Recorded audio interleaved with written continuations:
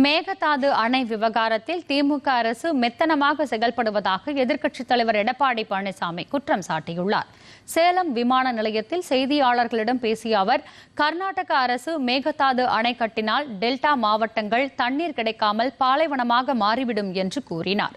இந்த பிரச்சனையில் திமுக அரசு மிகவும் மெத்தனமாக செயல்படுவதாகவும் எதிர்க்கட்சித் தலைவர் விமர்சனம் செய்தார். எஸ்ஐஆர் தொடர்பான கேள்விக்கு பதிலளித்த எடப்பாடி பழனிசாமி, தமிழகத்தில் இந்த பணிகள் முறையாக நடைபெறவில்லை என்று கூறினார்.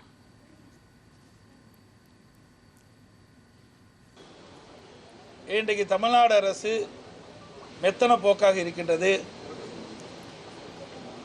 மேகதாது அணை கட்டப்பட்டு விட்டால்